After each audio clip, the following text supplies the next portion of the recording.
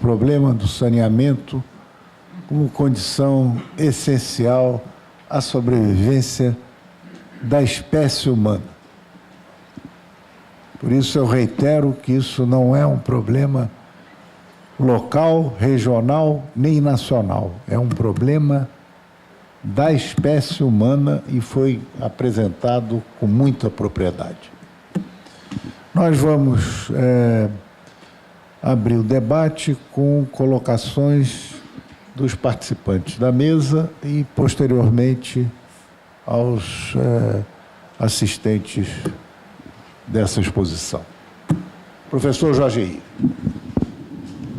Bom, em primeiro lugar, agradecer aqui ao Heller, meu colega lá da diretoria da ABS, continua na ABS, né, como sempre. Mas eu anotei algumas coisas, vou passar tudo uma vez, aí você responde, tá? Na década de... não vou dizer não, mas 1900 antigamente, eu corri lá, África, Angola, Moçambique, vários outros países, Namíbia, África do Sul, e no interior, o que eu vi foi... eu ia perguntar se você ainda viu isso lá. Algumas empresas, a maioria europeia, chegou lá e fez um monte de estação de tratamento d'água compacta e que estavam abandonadas por falta de manutenção e operação. Os operadores não sabiam mexer com aqueles equipamentos. Eram ETAs, nem precisava ser compacta, né? Porque lá tinha espaço suficiente, mas foram ETAs que foram vendidas e aí a coisa não funcionava por falta de operação e manutenção, mas foram dezenas por todo o interior da África subsaariana, né? Outra pergunta, voltando aqui para a nossa região, você falou ali da participação e corretamente aí, a parte de agricultura está fora, né? Na verdade, você está vendo a água para as pessoas, né? Nós temos aqui em Niterói, já teve palestra aqui até no clube sobre isso, tem gente do INEA aí que eu já vi lá atrás, nós vimos aqui agora, uma coisa que ainda está rolando por aí, é o seguinte, 300 agricultores, né? Proibindo de se ter uma solução para beneficiar 3 milhões de pessoas que precisam de água. Aqui em Niterói, nós temos aí o problema de Niterói, São Gonçalo, não tem outra solução imediata, né? E, na verdade, a solução política fica empacada em audiências públicas. Então, é o caso que a participação democrática, ou democratite, se fosse o caso, está atrapalhando em vez de ajudar. Não sei se isso acontece em outros países, mas aqui do lado, em Niterói, nós já temos esse troço, né? A outra coisa sobre esses dados. Aqui no Brasil, nós trabalhamos há mais de 40 anos aí com saneamento, você inclusive, e agora os dados que a gente olha no Sinis, e eu já tive essa discussão com o pessoal do IBGE. Vou dar um exemplo aqui do lado, Petrópolis. Chega lá o pessoal que faz a estatística, a gente chega e pergunta, você tem esgoto? Tenho. Ele não... Na verdade, o esgoto é lançado na água pluvial, que é lançado na porta da casa dele, aqui em Petrópolis. E o cara diz que tem esgoto, e não tem. Tem um rio passando cheio de esgoto na porta. Em casa, ele acha que tem. Então, esses dados aí do Sinis, isso eu contesto muito. Você vê claramente que não chegou a esses dados que são mostrados, né? E, finalmente, o caso de São Paulo, que nós temos uma política pública de não investir. Eu visitei lá o Sistema Cantareira em 73, ele foi ampliado em 83, nós estamos em 2016 e nada foi feito de lá para cá, né? A não ser gambiarras e quebra-galho, né? A política é de não investir em água. E aí esse pessoal está infringindo aí a política global. Bom, é isso aqui. Não... Eu vou tentar não me alongar muito, porque senão eu vou acabar dominando a fala aí. Mas são 4 questões muito relevantes. Essa, eu disse que um dos relatórios que eu estou preparando é sobre cooperação internacional. Tem muitas preocupações sobre isso, de fato, né? Eu não vou ser tão específico assim, eu não tenho informações tão específicas sobre ETA compacta e tal, mas tem muitos relatos de países que fazem cooperação. Tem muitos países que fazem cooperação internacional. A Inglaterra tem um órgão lá, DFID, que faz fortemente cooperação com ex-colônias, né? A Espanha atua fortemente na América Latina, a Alemanha tem, Suíça tem cooperação internacional, tudo relacionado a água e esgoto, né? Sem falar, e aí o volume maior ocorre nos chamados bancos, nas agências multilaterais, tipo Banco Mundial, Banco Interamericano, Banco Asiático, Banco do Caribe e tal, né? Então, tem muitos relatos de cooperações que não são as mais adequadas, né? Não reconhecem, passam por cima da política do país, impõem solução tecnológica. Tem um caso clássico, tem coisa que eu estou falando aqui, mas vocês falaram que eu disse, eu vou negar, tá? Apesar de estar gravado, né? Então, tem um determinado país europeu, não vou falar o nome então, que fala, olha, país, vocês querem dinheiro para construir água e esgoto? Ok, nós colocamos... E, na maioria das vezes, não é doação, é empréstimo, e muitas vezes com juros altos, né? Ok, colocamos, mas a gente só financia se o projeto for este, né? Se for construído por uma empresa de engenharia do meu país e comprando equipamentos da minha indústria, né? Isso é muito, muito comum. O Banco Mundial é conhecido por um banco que financia e impõe condicionalidades para o financiamento. E uma das condicionalidades mais frequentes é privatizar os sistemas, né, daqueles países. Então, tem muita... Não é só bondade que tem nesse mundo da cooperação internacional. Tem muitos interesses que passam por trás e, provavelmente, o que você falou está relacionado a isso. A segunda questão sobre... foi mais sobre participação, mas eu queria só mencionar a questão da água para a agricultura, né? O que o direito humano à água fala é prioridade no uso das águas, dos recursos naturais, né, superficiais ou subterrâneas, é água para consumo humano. Deve ser uma prioridade sobre os demais usos, né? Mas existem situações e situações. Então, um problema frequente que é colocado é a população rural, pobre, né, que precisa de água para manter uma agricultura local, uma horta. Antigamente falava agricultura de subsistência, parece que é um termo que está em desuso agora, mas é isso, né? Quer dizer, água para uma população rural, uma família pobre rural, não é só água para beber, preparar alimento, escovar o dente, limpar a casa. É também água para uma microagricultura. Então, será que isso não deveria fazer parte do que se chama de direito humano à água? A resposta é que sim, né? É essencial esse uso da água. Não estamos falando de água para plantar soja, estamos falando de água para abastecimento. A quarta questão foi sobre os dados, né? Do IBGE. A terceira questão, você tem toda a razão, não é fácil levantar estatística sobre água, acesso à água, acesso ao esgoto. Muitas vezes dependemos da informação do morador. O morador não sabe, muitas vezes, por exemplo, uma pergunta clássica o IBGE faz essa pergunta: o seu esgoto vai para a rede ou para a fossa? Vai para a fossa. A fossa é séptica ou rudimentar? Né? Muitas vezes é inquilino, né? E mesmo que tenha construído, ele não sabe a diferença, é muito complicado, realmente. Não sabe nem se tem, às vezes não sabe nem se é rede. O IBGE coloca junto rede de esgoto e rede pluvial como destino de esgoto, que também é um absurdo. Mas o problema não é só culpar os órgãos de estatística, mas é reconhecer que não é um levantamento simples, né? Ele precisa de muita capacidade, muito treinamento, etc. Sobre São Paulo, né, tem um debate que eu acho que precisa ser encarado mais fortemente, que é exatamente esse: por que a Sabesp não investiu, né, o suficiente, por que a Sabesp foi pega de surpresa com uma estiagem prevista, né? Ninguém hoje pode dizer que não existe mudança climática no mundo, né?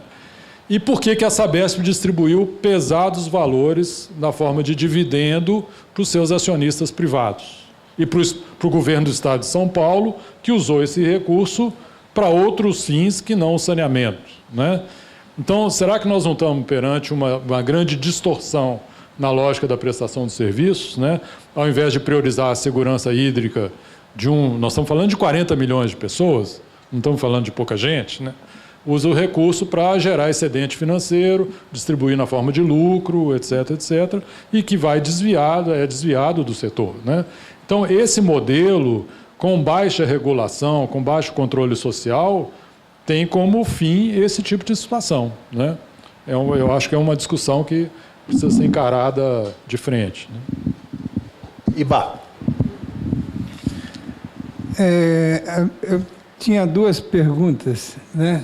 A primeira é referente a uma Assembleia Geral da ONU que houve agora, que diz que ia acabar com a fome até 2025, não 2030. Né? E a segunda questão é a seguinte: em relação aos rios urbanos brasileiros, né? São Paulo, Rio de Janeiro, tem muitos rios que estão extremamente poluídos e que poderiam servir de uma outra forma como um caminho da vida e que não estão sendo feitos. Eu tenho notícias sobre o Rio das Velhas, em Belo Horizonte, como um rio que está sendo revitalizado. Mas eu fiz um trabalho quando eu estava no INEA, quando eu ainda trabalhava, né, sou aposentado agora, e que era sobre passivo ambiental de áreas de conservação e recuperação desses rios urbanos, né? Esses rios são extremamente importantes, no meu modo de ver, né?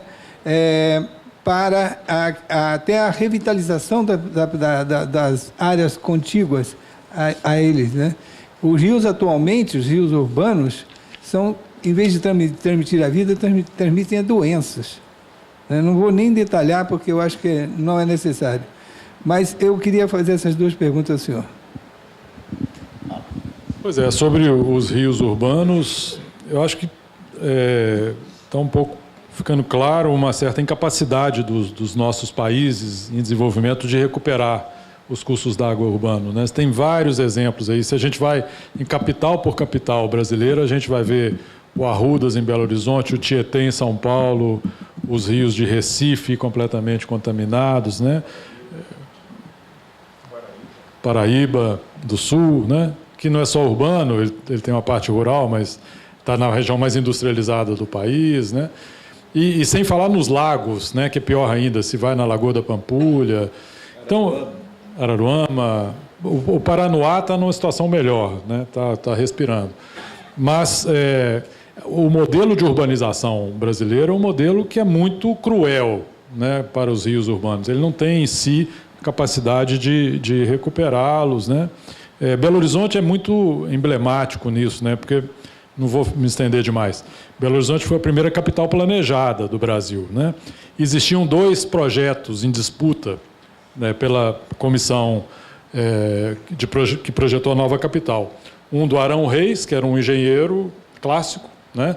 E outro do Saturnino de Brito, que é o sanitarista mais precursor da engenharia sanitária brasileira.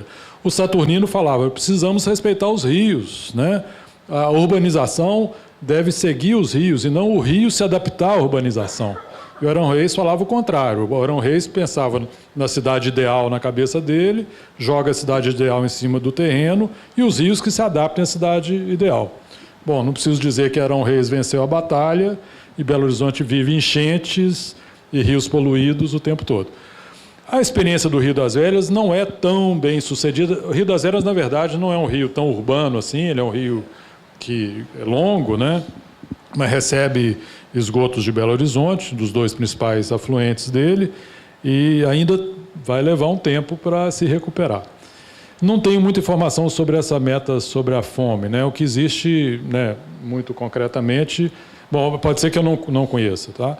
É 2030 eliminar a fome, que é o objetivo 2 dos ODS, né? Mas pode ser que tenha outra conferência. Tá, não, eu estou um pouco informado.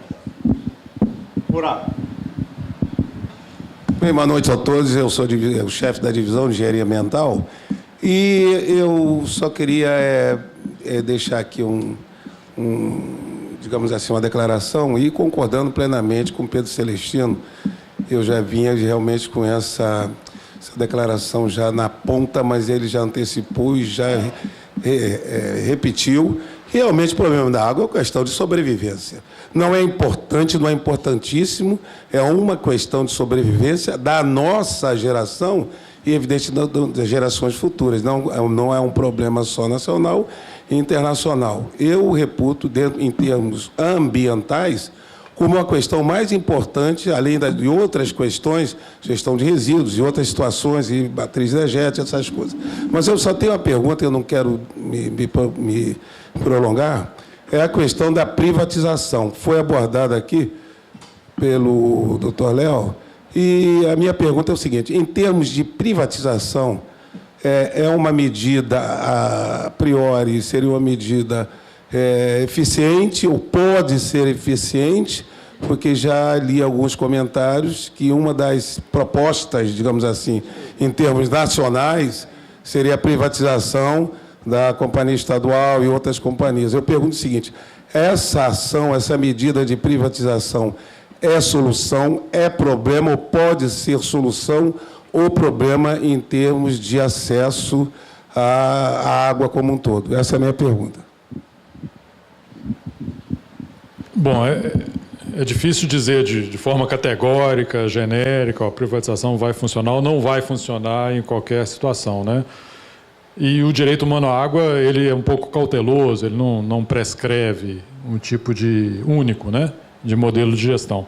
O que eu poderia dizer é que, nos países em desenvolvimento, as experiências de privatização, a maior parte delas fracassou, né, não conseguiu atender os objetivos inicialmente colocados, né, que é ampliar o acesso, incluir os pobres, haver investimento. Muitas vezes o discurso da privatização o Estado não tem capacidade de investir, vamos trazer dinheiro privado, né? As experiências mostram que não vem dinheiro privado, o que vem é o dinheiro público remodelado, reciclado, né? Tem privatizações aqui no Brasil em que o investimento integralmente se deu com recurso do BNDES, né?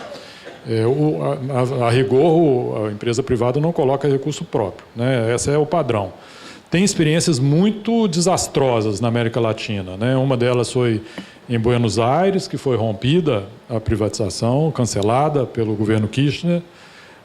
Cochabamba e La Paz. Em Cochabamba houve a famosa Guerra da Água, que foi uma luta contra o investidor privado, né? E outras partes da Argentina que estão rompendo e tal, né? Tem muito caso de corrupção associada à privatização dos sistemas de água e esgoto, né? Em Cochabamba, por exemplo, a empresa que ganhou a licitação era uma empresa fantasma, ela foi criada nas Ilhas Caimã um mês antes da licitação, uma fantasia e tal.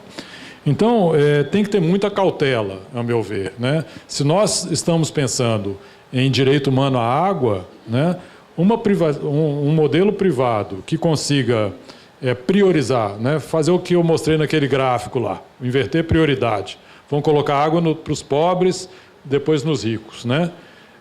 Se os pobres têm baixa capacidade de pagamento, como é que fica isso?